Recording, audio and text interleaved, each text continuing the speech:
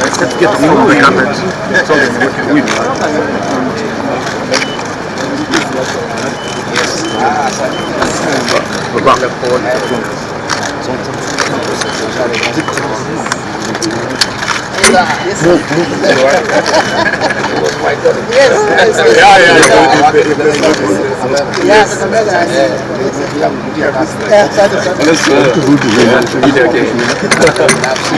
Yes, yes, sir.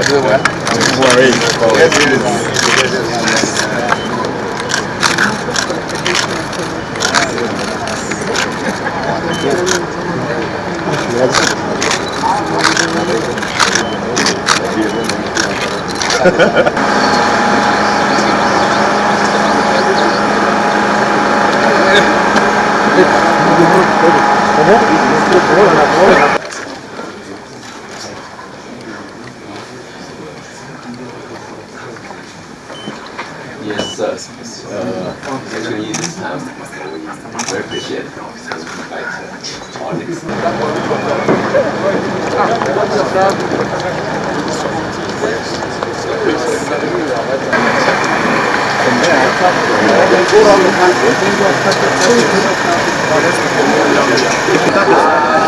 Nation will go there, so that the rest of us kindly just push behind.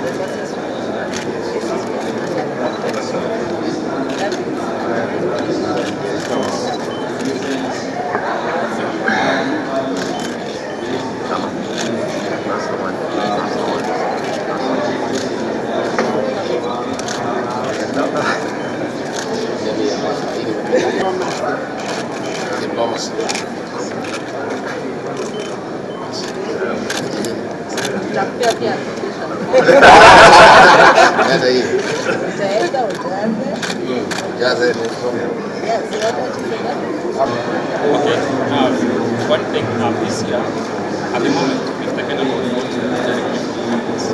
yes, and now we are. Your Excellency,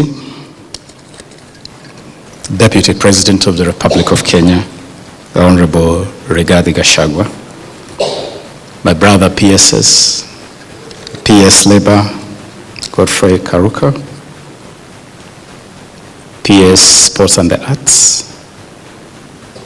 Jonathan Mweke, and the PS Youth Affairs, Ismail Mali Made, the leadership of Huawei, led by the Deputy CEO, Mr. Stephen Zhang, the leadership of Nation Media Group, led by the CEO, Mr. Stephen Kitagama, and the leadership of FKE, Madam Mugo. Ladies and gentlemen, good morning. I am delighted to join you today for this very unique job fair that is themed Empowering a Futuristic Workforce, that has been organized by the Nation Media Group jointly with the Huawei. At the Ministry of Youth Affairs, Sport and the Arts, we are acutely aware of the need, of the significance, of the imperative of empowering a futuristic workforce in Kenya. And that's why we are so excited to be part of this. This is indeed a fantastic opportunity for us to have a conversation, candid conversation, and for employers to showcase employment opportunities, and for us to explore ways in which we can expand employment and entrepreneurship for our young people. Today we will ask ourselves important questions, including whether our young people have the right mindset for the environment we are seeking to establish for them, because mindset is critical for this journey. Whether they have the technical skills needed for now and for the future. Whether they have the professional wherewithal needed to grow into managers, entrepreneurs, and innovators. Your Excellency, allow me to acknowledge the presence of the National Youth Service here, led by the Chair of the Board General and the Director General. Your Excellency, the Ministry has negotiated with Huawei for placement of 500 NYS graduates to be placed in various positions in the year 2023.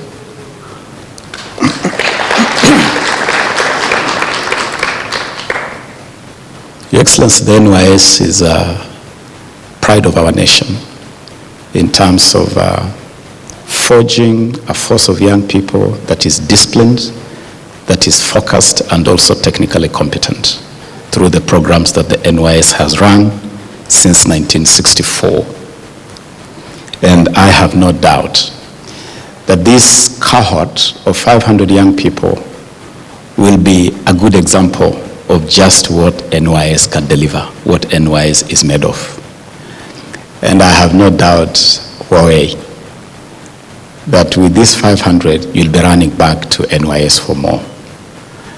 And I believe that other employers will also find this skilled, disciplined, focused workforce of NYS as a good microcosm of what the young people of this country can do.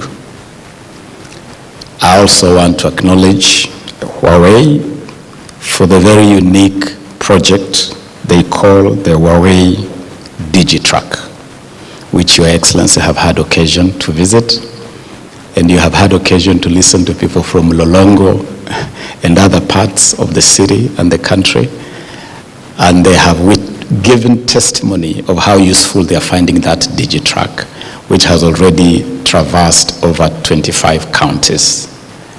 And it is a DigiTruck that is really an example, Your Excellency, that the Kenya Kwanza program of innovation and the digital superhighway can actually work, and is going to work and will succeed. Ladies and gentlemen, as the minister that has been given the privilege and the responsibility to lead the government's program for the youth, I want to tell the young people of Kenya that you are a top priority for the Kenya Kwanza government. Top priority. And every time I interact with your president, with your deputy president, I'm reminded of that fact, that the youth of Kenya are a top priority for the Kenya Kwanza government. And I know from cabinet to interactions with the president and his deputy that His Excellency President William Ruto and Deputy President Rigathi Gachagua are conducting an orchestra called the Kenya Kwanza Orchestra. The guide of that orchestra is called The Plan. And in that orchestra, the lead tune is Jobs, Jobs, Jobs. That's the lead tune. Jobs, Jobs, Jobs.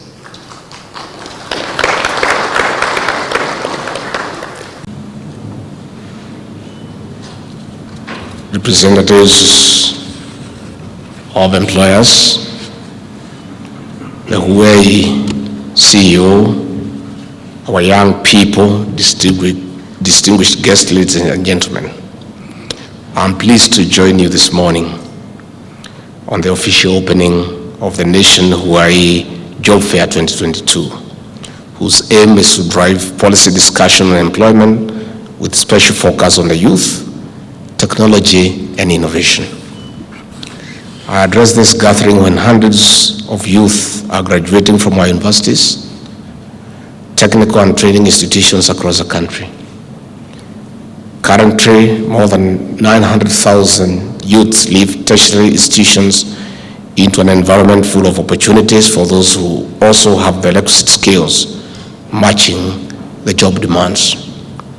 These youths here today join more than 5.3 million young job-seeking Kenyans. This represents 38.8% of the 13.78 million youth population.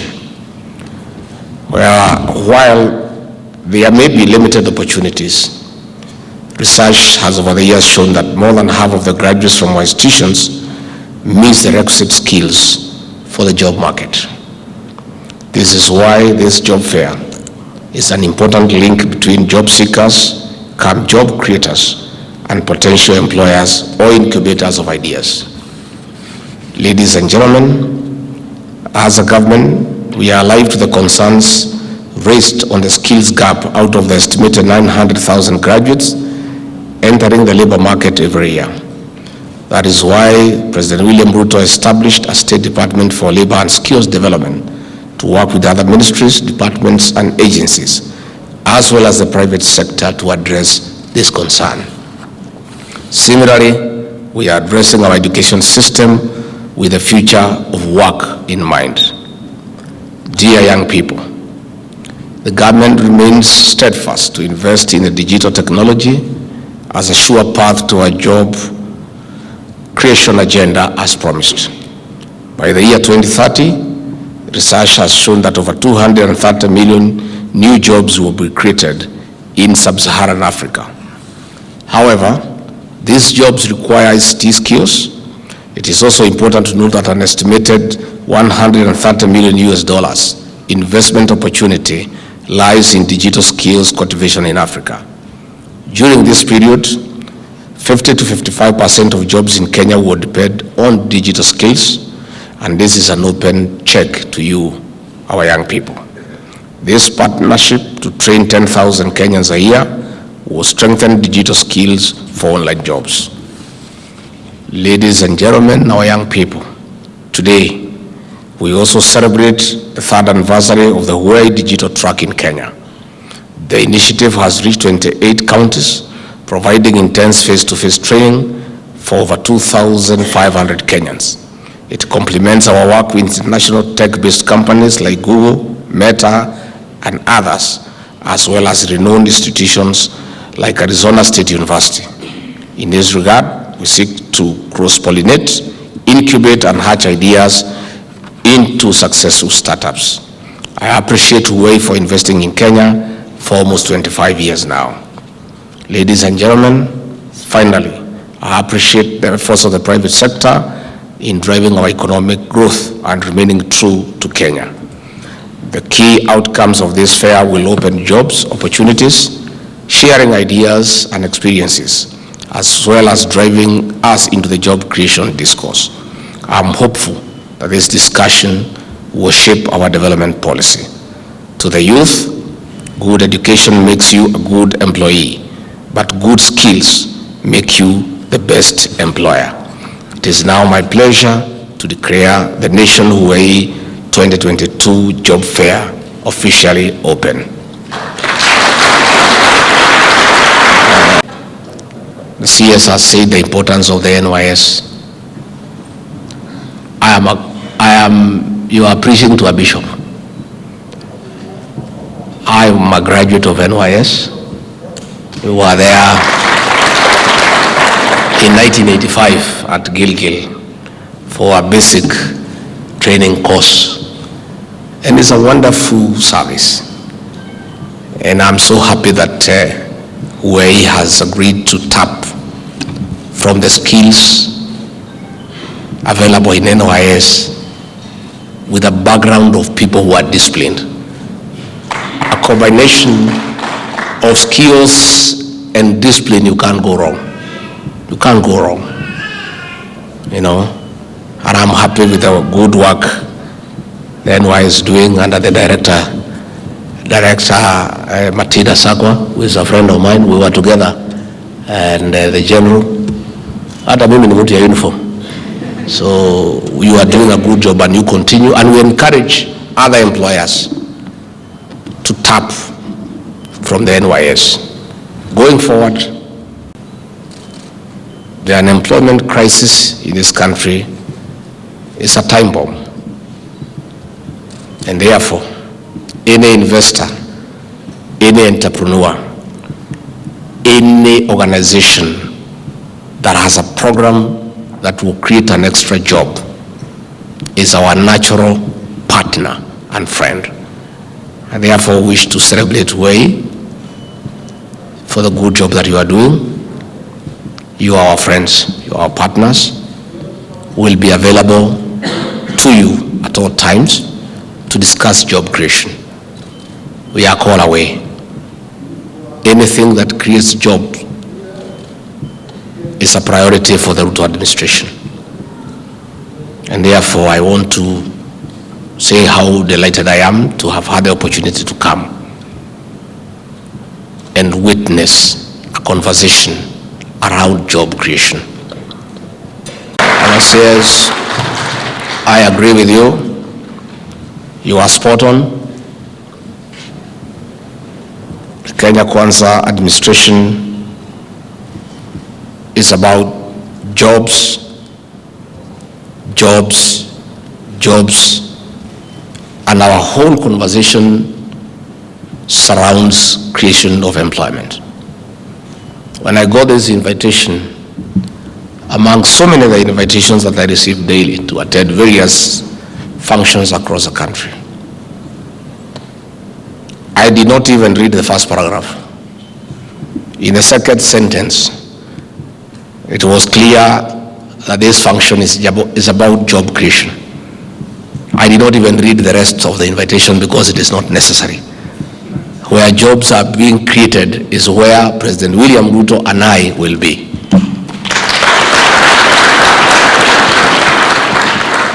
And I've said, many people ask me all the time, how would we become friends of your boss, President William Ruto? And my answer is very simple. If you want to be a friend of President William Ruto and the rest of us, create just 5 jobs. You become his friend instantly. Because that is the elephant in the room. Our cabinet secretary, we want to have a discussion with government ministries and parastatals and other state corporations to have a concrete plan on how to remove our officers from the security forces to go and deal with crime. And we can have NYS personnel man those offices at a fee.